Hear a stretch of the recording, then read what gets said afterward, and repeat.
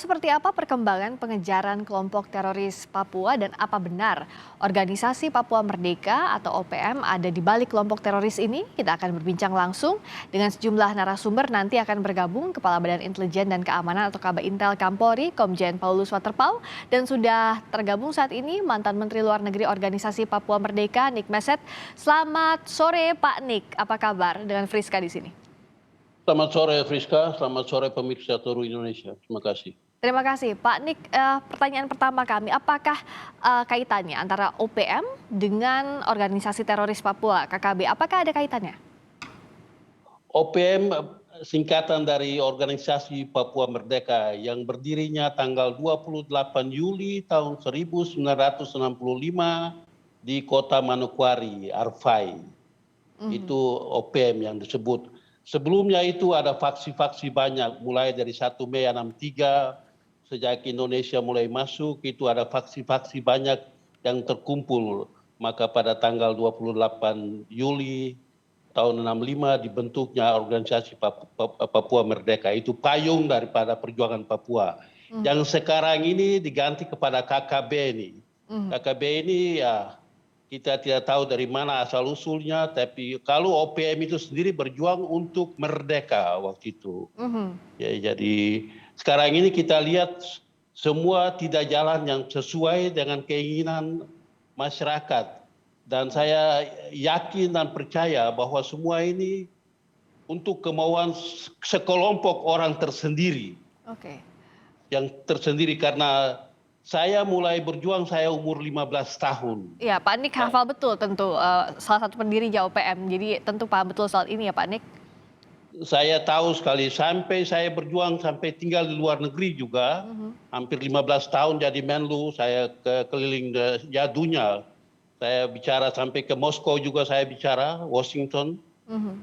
Dan saya lihat sekarang anak-anak muda yang bergerak sekarang ini tidak pakai perikemanusiaan. Waktu kita di tahun-tahun 65 atau 69, kita sandra orang, tapi kalau disandra orang-orang itu harus dikembalikan, bukan membunuh mereka.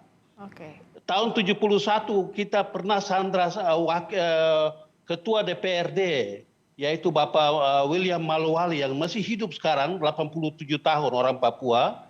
Kita sandra dengan salah satu anggota TNI, kolonel.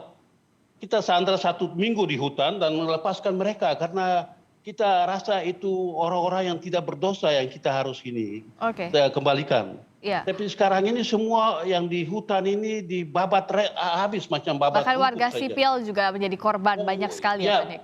Betul sekali, ini tidak masuk akal untuk saya. Bagaimana mau berjuang dan membabat semua orang-orang yang guru-guru yang dari luar, dari Papua datang untuk mengajar anak-anak, dibunuh begitu. Itu di manakah rasa kemanusiaan mereka?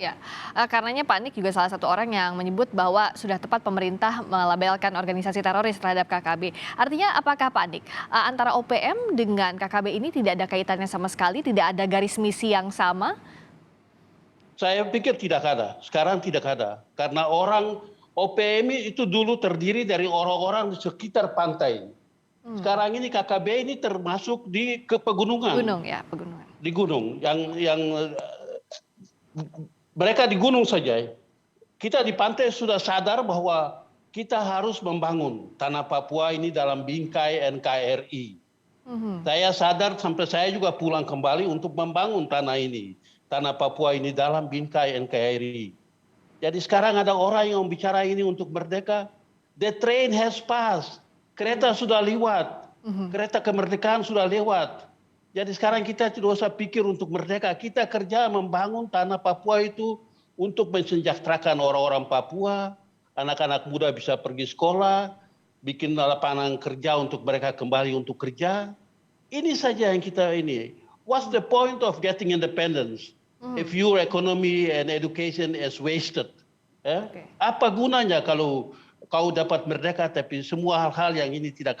Ada negara-negara kecil-kecil yang di Pasifik Selatan. Mereka datang lihat tanah Papua, mereka bilang, Nick, you people are independent, kamu sudah merdeka. Kamu lebih baik tinggal dengan Indonesia. Ya. Ya, Pak Nik, jadi kalau Pak Nik lihat adanya organisasi teroris ini tentu ada pihak-pihak di belakangnya, sehingga masih tetap eksis hingga sekarang.